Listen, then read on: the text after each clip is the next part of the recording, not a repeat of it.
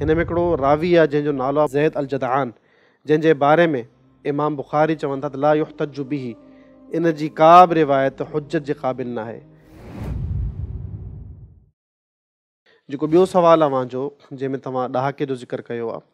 त सईदना सलमान फ़ारसी रज़ी अल्लाह ताला जी खां हिकिड़ी रिवायत अचे थी जेके इब्न ख़ुज़ैमा रहिमहुल्लाह पंहिंजी किताब सही में ज़िक्र कयो आहे,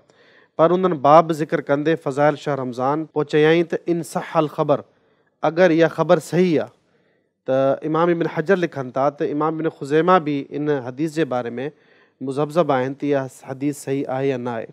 जंहिंखे पोइ इमाम अलबानी रहिमहुल्लाह ऐं ॿिनि तमामु मुफ़स्सिरीन हाफ़िज़ इब्न हजर बि इन हदीस खे ज़ईफ़ क़रार ॾिनो आहे।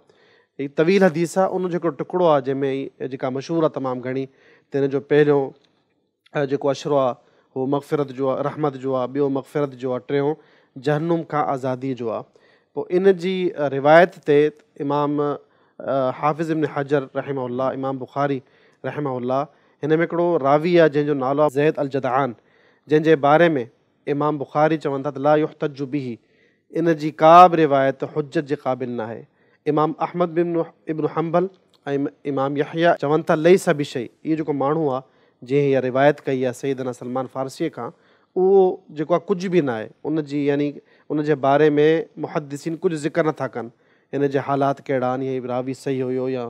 ग़लति हुयो, त तंहिं करे इन हदीस खे माण्हू तर्क करे छॾे ऐं इन हदीस खे बयानु कंदे इंसान जेको बि शइ बयानु कंदो, जेकी ॻाल्हि बि बयानु कंदो, उहो ला मुहाला नबी करीम सल्लल्लाहु अलैहि वसल्लम सां मनसूब थींदी, जंहिंमें असांखे एहतियात करणु खपे त इहा हदीस बयानु न करणु खपे। इहा ॻाल्हि हक़ीक़त आहे त रमज़ान अल मुबारक मुकमल तौर ते रहमतुनि जो महीनो आहे, बरकतुनि जो महीनो आहे, उनखे माण्हू आम रखे, पर इन ॻाल्हि खे प्यारे पैगम्बर मुहम्मद रसूलुल्लाह सल्लल्लाहु अलैहि वसल्लम ॾांहुं मनसूब कंदे इंसान पंहिंजे तहक़ीक़ करे, अगरि इहा ॻाल्हि सही आहे